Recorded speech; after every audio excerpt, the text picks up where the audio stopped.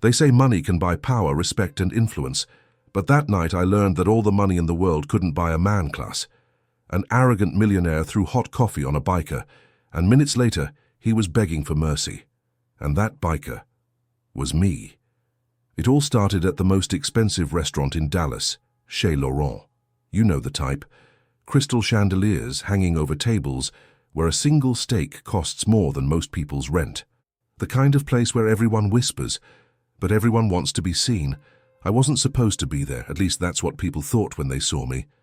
Leather vest, faded jeans, Iron Rider's patch across my back. But I had a reason, a good one.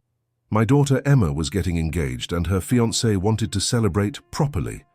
So 6 of us rolled up. Me, Rex, Tank, Hammer, Diesel, and Doc. We parked our bikes in a perfect row, engines cooling down like growling beasts at rest. And as we walked through those polished glass doors, I could feel the eyes already cutting into us, sharp, judgmental, and loud even in their silence. The hostess looked at us like we'd dragged mud across her marble floor.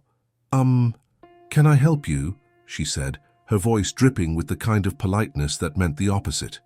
"Yes," I said calmly. "Reservation for Thompson. Party of 6. She blinked twice, like she couldn't process the words. "Sir, this is Chez Laurent." "Yeah," I replied. "That's what the sign said outside." Her eyes darted to my vest, to the patch that read Iron Rider's MC. She forced a smile that looked like it hurt her face. "I think there's been a mistake." I leaned slightly forward, keeping my tone friendly but firm. "No mistake. My daughter made the reservation herself. She's inside." Right then, the room went quiet. The clinking of silverware stopped. Conversations froze mid-sentence. All eyes turned to us, 6 men in leather among a sea of designer suits and evening gowns. And then, he spoke.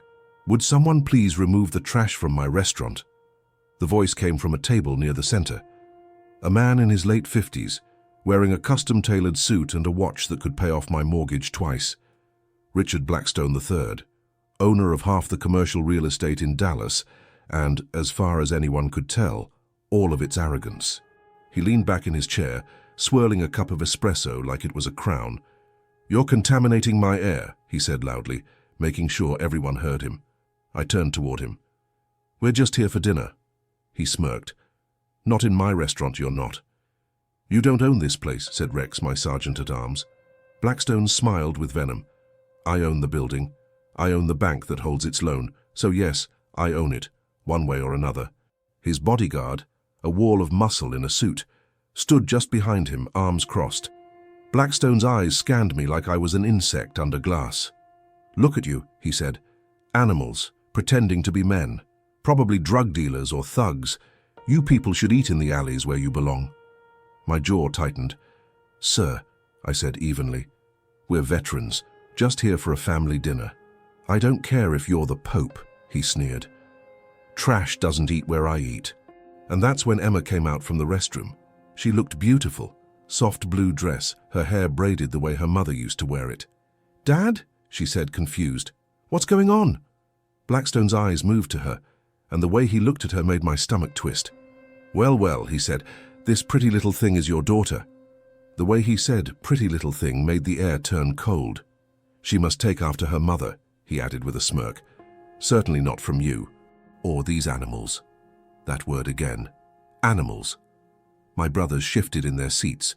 Rex's knuckles went white around his glass. I stepped forward.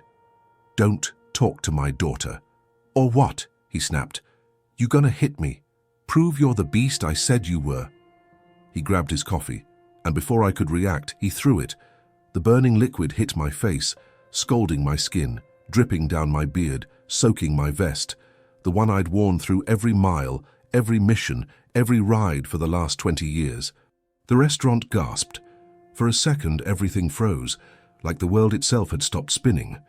Then I smiled, slowly, calmly, dangerously. "Rex," I said quietly, without breaking eye contact. "Make the call." Blackstone laughed. "Ooh, what's this? Calling more biker trash? I'll have you all arrested before dessert." But Rex wasn't calling the police. He was calling us. 5 minutes later, before the entrees even arrived, the distant rumble began. A low thunder rolling through the city streets. It grew louder, closer, until the windows began to tremble and the silverware danced on the tables. Blackstone looked toward the window, frowning. "What the hell is that noise?"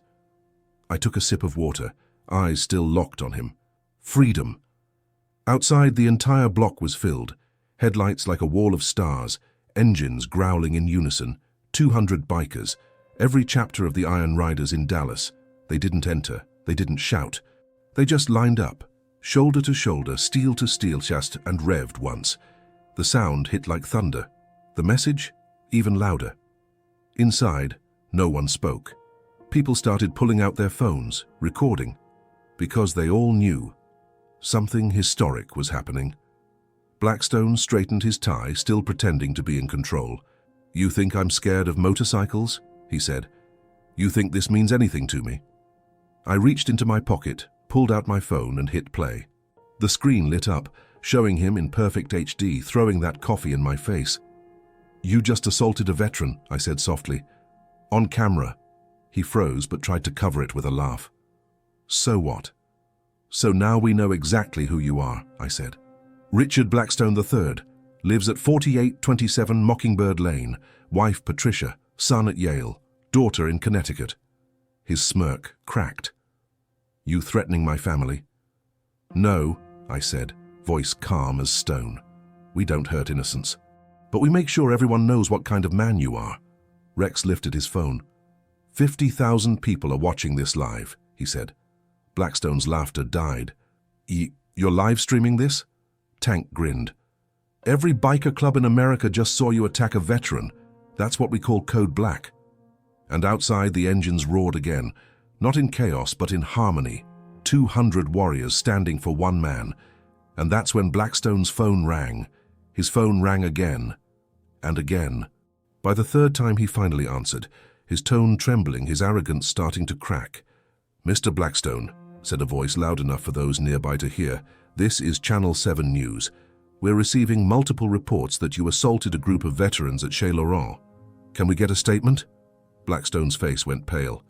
He hung up, but another call came instantly. "Dallas Morning News here," a different voice said. "Would you like to comment on the live stream currently trending with over 70,000 viewers?"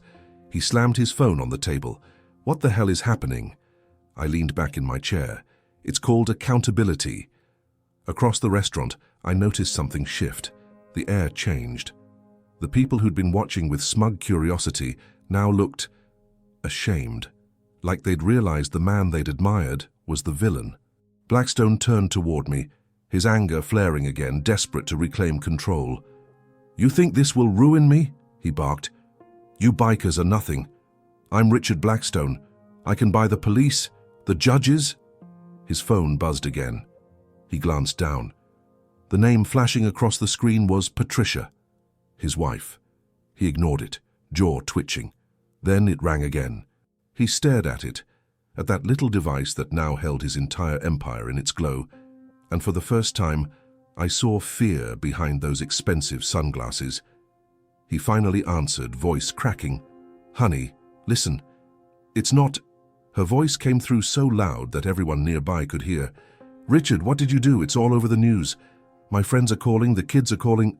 He hung up mid-sentence. Outside, the rumble of 200 engines was still alive, like a living heartbeat of loyalty and wrath.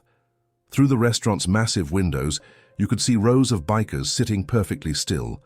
No shouting, no violence, just 200 silhouettes under the soft flicker of neon light, each holding a small American flag. The sound of their engines had faded into silence, but the weight of them filled the air. Even the waiters froze mid-step. Then, from the far corner of the restaurant, I heard someone whisper, "Those are veterans, my God." He threw coffee on a veteran. Another man stood up. "My brother's a Marine," he muttered, loud enough for others to hear. And then another voice joined in, from a different table. "My father was in the Navy." It spread like wildfire. The crowd was changing. People who'd been content to watch the spectacle were now choosing sides, and Blackstone was outnumbered. The restaurant manager appeared, his forehead slick with sweat. "Mr. Blackstone," he stammered, "I'm going to have to ask you to leave." Blackstone spun on him. "Excuse me?" "You've caused a scene," the manager said, his tone firmer now. "And you assaulted a customer, a veteran no less. I can't have you here." "I own this place," Blackstone roared. The manager straightened his tie. "Not tonight, you don't." For a moment, no one breathed. Then his bodyguard, the same man who'd been shadowing him all evening, stepped forward. "I'm done," he said quietly. "What?" Blackstone snapped. The guard adjusted his earpiece, his expression unreadable. "My brother's a Marine. I'm not doing this." "You work for me," Blackstone shouted. "Not anymore," the man said, and walked out through the front doors, out into the line of motorcycles waiting beyond the glass. Blackstone was unraveling. His power was slipping through his fingers like sand. That's when I stood up, slowly, calmly, the way I did when I was still in uniform. When the mission wasn't about anger, but precision. "Here's what's going to happen now," I said, my voice low but clear. "You're going to apologize to every veteran in this room." He glared at me, defiant even as his voice shook. "Never." I nodded once. "Then you'll learn what it feels like to be followed by honor." "What the hell does that mean?" he spat. Rex smiled. "It means 200 bikers will legally follow you everywhere you go. Every meeting, every golf game, every dinner." "That's harassment." "No," Tank said, grinning from across the table. "That's just us riding on public roads. Perfectly legal." Hammer leaned forward. "Imagine waking up to 200 engines outside your mansion every morning."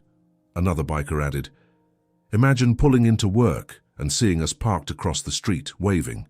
And when you sit down to eat," I said, "imagine the sound of engines idling outside, constant, patient, a reminder." "Of what?" Blackstone hissed. "That power isn't money," I said. "It's unity." He looked around. Every eye in the restaurant was on him now, and for the first time I saw the millionaire who'd ruled Dallas look small. He grabbed his phone again, desperate, maybe hoping it would save him, but it was already too late. Notifications exploded across the screen. Emails, missed calls, messages from news outlets and business partners. The live stream was everywhere, trending on every platform. 10 minutes, and half the city had seen him throw that coffee. "This is extortion," he shouted suddenly, his voice echoing through the dining room. I looked at him calmly. "No. These are consequences." Emma stepped forward. "My daughter. The light of my life. The reason I'd come here in the first place." She stood tall, her voice steady. "Mr. Blackstone, my father served 3 tours in Afghanistan." Rex shifted, resting his metal prosthetic leg on the floor. "And I lost mine in Iraq," he said quietly. Tank leaned forward, eyes cold. "And I pulled 17 people from the rubble of the Twin Towers. You don't get to call us animals." For a long moment, the entire room was silent. Then, slowly, the other diners began to stand. "I served in Korea," said an elderly man from the back. "Vietnam," said another. "Desert Storm," said a woman in a business suit, placing her hand on her heart. Half the restaurant was on its feet now. Veterans, families, patriots. "You insulted all of us," said the old man from Korea. Blackstone turned, spinning like a trapped animal, looking for an exit that didn't exist. And then his phone rang again. He glanced at the screen, and this time the color drained completely from his face. "It's the board," he whispered. I gave a small nod. "You should probably answer that." He did. And the whole restaurant could hear the voice yelling through the speaker. "Richard, what the hell did you do? You're suspended effective immediately. You've destroyed our reputation." The phone slipped from his hand, clattering to the floor. He just stood there, trembling. A man who had everything, and now nothing. "Please," he whispered, looking at me. "Make it stop." I folded my arms. "Apologize." He choked on the word. His pride was dying inch by inch. "Say it," I said softly. He looked down at the puddle of spilled coffee still glistening on the table. Then finally, he broke. "I'm sorry," he muttered. "Louder," Rex demanded. "I'm sorry for insulting veterans," he said, voice cracking. "And for throwing the coffee," Tank added from behind him. "And for calling us animals." He looked at each of us, tears cutting down his perfect face. "I'm sorry," he repeated, almost whispering. I nodded once. Now that's better. I turned to the window and raised a hand. Outside, the 200 bikers started their engines, one by one, and then rolled out into the night, leaving nothing behind but the echo of thunder and justice. People just stood there, phones in hand, watching me, watching him. The rich man who had everything, now brought to his knees by his own arrogance. Blackstone wiped his face with a napkin. His hand trembled. His voice was gone. The mask was gone. All that was left was fear. Not the kind of fear that comes from pain or danger, but the kind that comes when a man sees himself for who he truly is. Emma stood beside me. She looked up, her eyes wide but calm. Are we leaving now, Dad? She whispered. I nodded. Yeah, sweetheart. We've made our point. The restaurant manager approached me, his voice barely steady. Sir, I don't even know what to say. The meal, it's on the house. And... He hesitated. I'd like to donate $10,000 to a veterans charity, in your club's name. I looked him in the eye. You don't owe us anything, but that's a good start. He nodded, his hands still shaking. As we left the restaurant, the air outside hit me like a wave. The cold, the smell of fuel, the hum of engines fading into the night. The Iron Riders were gone, but their message lingered.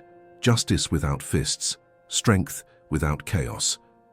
When I looked back through the glass doors, Blackstone was still standing there, alone in the middle of that fancy restaurant, surrounded by people who now saw him for what he really was.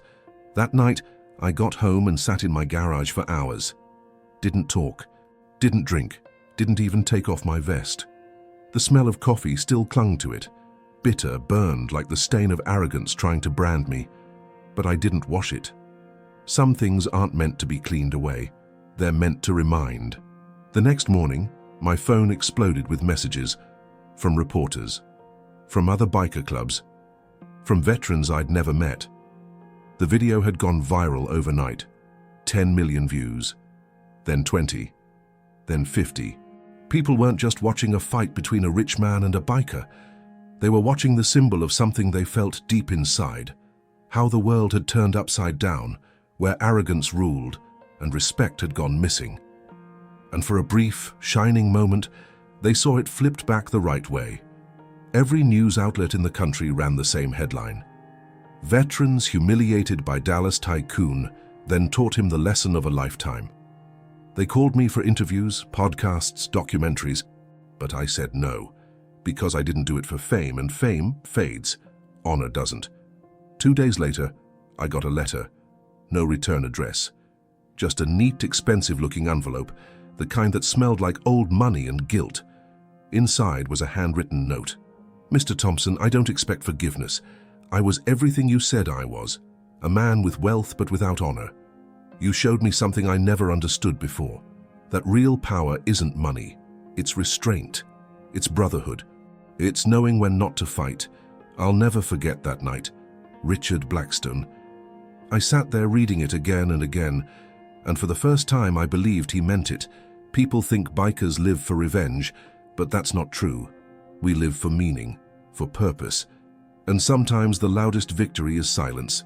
So I framed the letter, hung it up at the clubhouse right next to the flag we carried when Rex came home from Iraq. Underneath it, I added a photo from that night. 200 bikers lined up in front of the restaurant, each one holding a small American flag. Below it, I engraved a plaque, "The night we won without fighting." A month later, I got another call. It was the restaurant manager.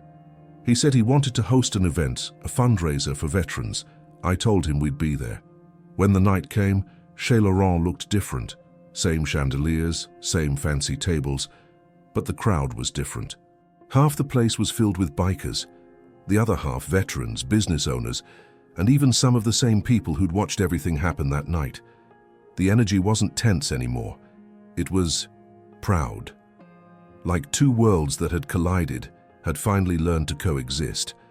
When it was my turn to speak, I stood at the same spot where I'd once been humiliated. I looked out at all of them, the leather, the suits, the scars, the medals. "I don't care how much money you have," I said. "If you've forgotten what respect means, then you're broke." The crowd erupted in applause, And for the first time I realized something. What we did that night wasn't just about one man. It was about every man who ever thought his title made him untouchable. Over the next few months I started getting letters from all over the country, one from New York. "We saw your story, Bull. Reminded us of the 9/11 brothers we lost. Ride safe." Another from California. "My husband's a vet. Thank you for standing up when no one else would." And one from a kid, maybe 15, who wrote, "My dad says bikers are scary, but I showed him your video. Now he says bikers are heroes." That one hit hard, because that's what it's about, isn't it? Changing how the world sees you. Not through words, through actions. Every week I'd open the clubhouse door and see someone new, a cop, a nurse, a soldier, a teacher, just walking in to shake our hands. Sometimes they brought food, sometimes donations, sometimes just stories. We didn't go viral because of what we did. We went viral because of what we didn't do. No punches, no chaos, just honor. And honor spreads faster than hate when people remember what it looks like. A year later, on the anniversary of that night, the Iron Riders gathered again. We rode down to Chez Laurent, not for vengeance this time, but remembrance. We parked in the same line, engines silent. And one by one we walked inside, ordered black coffee and raised our cups. "To the night we won without fighting," Rex said. "To the man who finally learned," I added. And as I sipped that bitter coffee, I smiled. Because I realized something I hadn't before, that we hadn't destroyed Richard Blackstone. He'd destroyed himself. All we did was hold up the mirror. It's strange how one night can change the course of so many lives. What happened at Chez Laurent didn't end when the engines went quiet. It echoed in the hearts of those who watched, and even in the man who had caused it all. You see, most people think bikers are just about leather, tattoos, and noise. But what they don't understand is that every patch on our backs tells a story of loyalty, of sacrifice, of a brother who never came home. The Iron Riders weren't built on rebellion. We were built on remembrance. Every one of us had worn a different uniform once. Army, Navy, Marines, Air Force.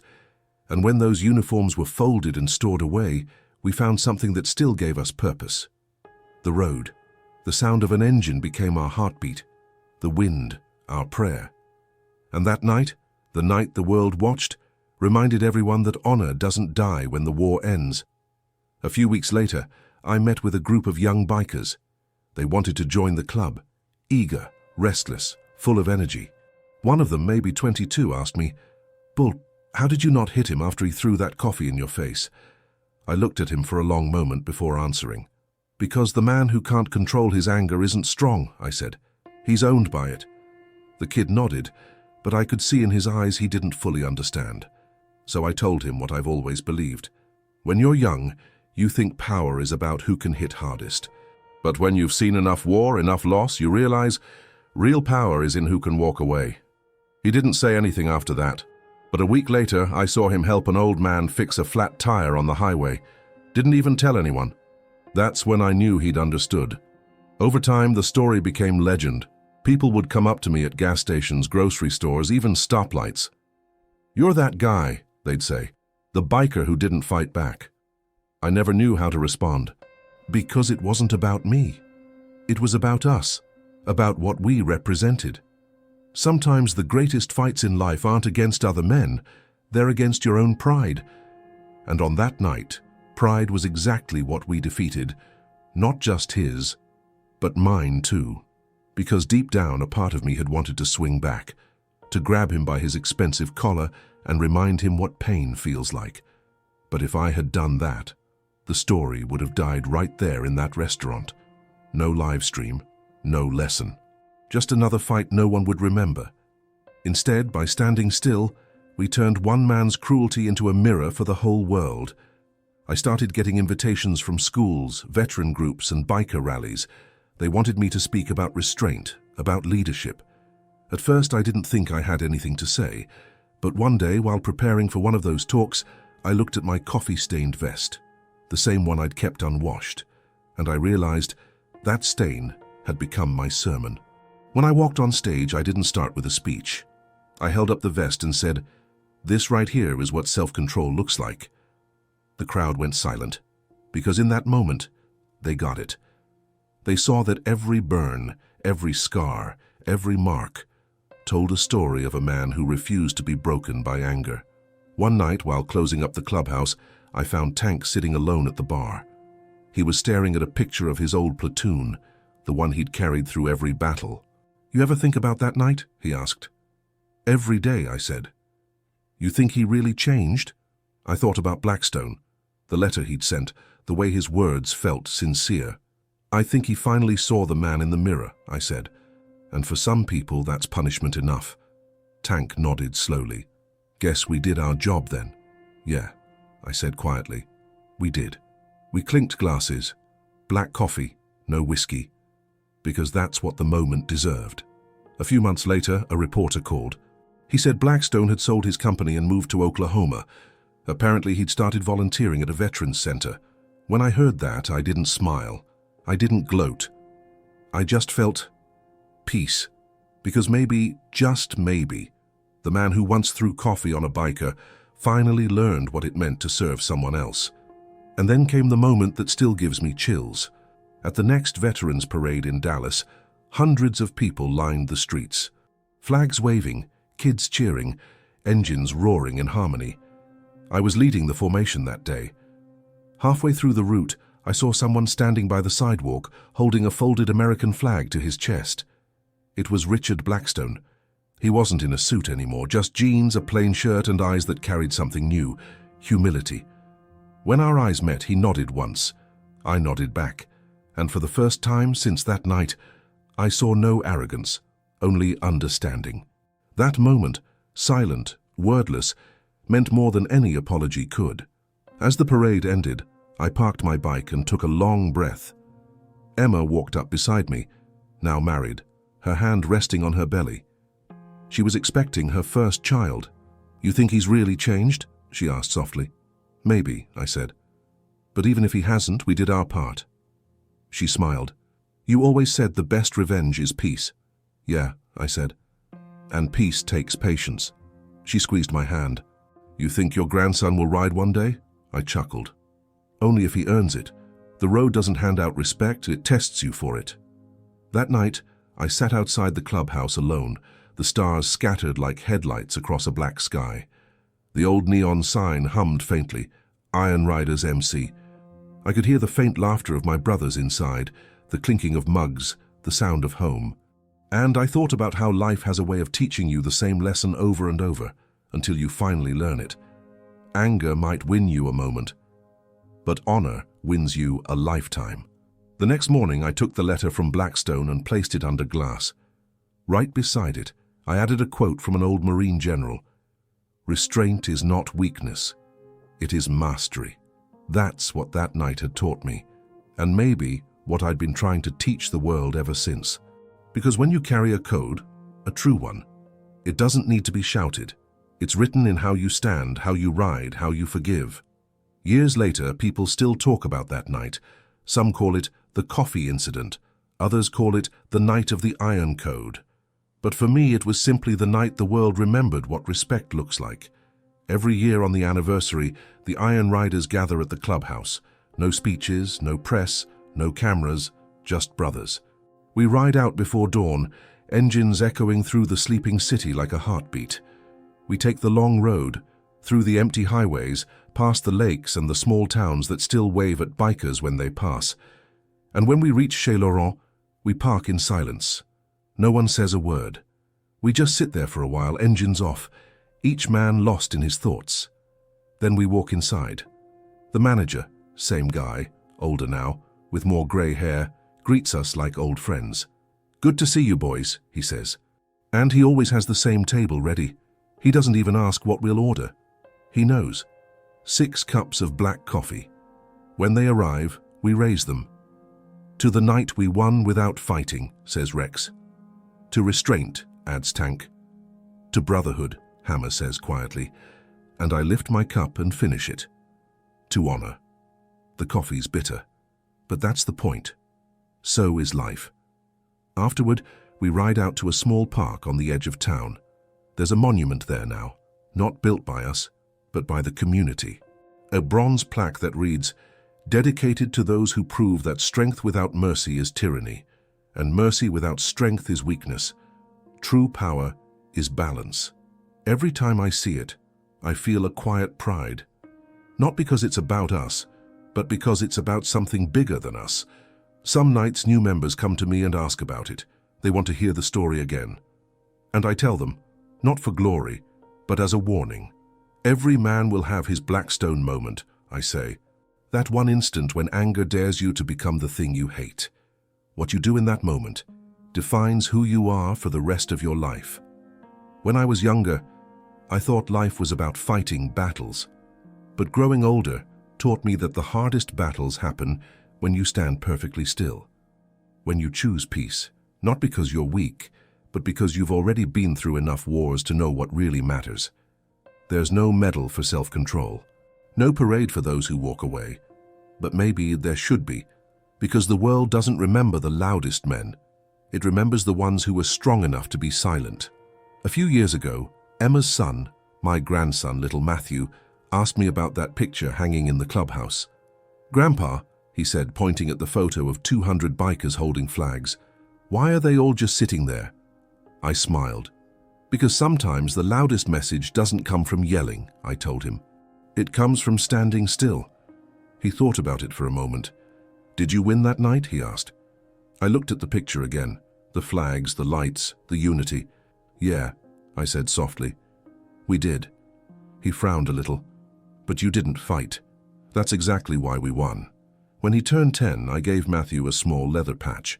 It didn't have a rank or a title, just one word: respect. He looked at it like it was gold. "Can I wear it?" he asked. "Not yet," I said. "You've got to earn it. That patch means you stand for others when no one else will, and sometimes it means standing still." He nodded, eyes wide, like he was learning a secret about the world. And in that moment I realized he wasn't just my grandson. He was the next rider, the next guardian of the code. You see, brotherhood isn't about blood, it's about choice. You choose who you ride with. You choose who you stand beside when things get hard. You choose who you trust with your life. And those choices, they make you family. The family you're born into shapes you, but the family you choose saves you. Sometimes, late at night, I walk out behind the clubhouse and look at the bikes lined up under the moonlight. Each one's different, chrome, matte, dusty, perfect in its imperfection, but together they look like a single machine, one body, one rhythm. That's what we are. That's what we've always been. The world sees chaos. We see harmony. The world sees rebellion. We see remembrance. The world sees leather and noise. We see loyalty and love. And maybe that's why we'll always be misunderstood, because people fear what they can't control. But the truth is, we don't want control. We just want freedom. Freedom to ride. Freedom to live. Freedom to be the kind of men who don't need to prove their worth, because they show it every day. One evening, a reporter asked me what I thought about forgiveness. He wanted to know if I'd ever forgiven Richard Blackstone. I thought for a moment before answering. "Forgiveness isn't about letting someone off the hook," I said. "It's about setting yourself free from the weight of hate." He nodded, scribbling in his notebook. But I don't think he really understood. Forgiveness isn't weakness. It's remembering the pain and still choosing to rise above it. And maybe that's why, all these years later, I still keep that coffee-stained vest. Not because I'm proud of what happened, but because it reminds me of what didn't happen. No punches, no blood, just restraint. And restraint changed everything. The road has taught me many things. That time moves fast. That brothers come and go. That engines rust and skin fades. But one thing never changes: the sound of a promise kept. Every time I start my bike, I hear it. That first roar, not just of metal, but of meaning. A reminder that we're not just riders. We're keepers of something sacred. A code, an oath, a way of life. And as long as we ride, that code lives on. When I die, and I know that day will come, I don't want flowers or speeches. I just want my brothers to ride. Engines roaring, flags waving, coffee cups raised high. And when they spread my ashes on the open road, I hope they remember one thing. That true power never needed to prove itself. That true honor doesn't shout. It stands tall, even when the world tries to bring it down. Because at the end of the day, we're not defined by the fights we win, but by the peace we protect. So when people ask me now what the Iron Riders stand for, I tell them this. We ride for those who can't. We stand for those who fall. And when someone mistakes our silence for weakness, we remind them that steel only shines because it's been through fire. And if they still don't understand, I just smile. Because not everyone needs to. The road knows. The brothers know. And sometimes, that's enough. The last time I saw Richard Blackstone was at a veterans fundraiser. He looked older, softer. He came up to me, extended his hand and said, "Thank you, Bull, for that night." I shook his hand, and for the first time, it didn't feel like shaking hands with an enemy. It felt like closing a circle. He'd found his peace, and so had I. As he walked away, I turned to Emma and said, "You see, honey, life isn't about avoiding the storms. It's about learning to ride through them. Together." She smiled. "The family we choose," she said. I nodded. "The family we choose."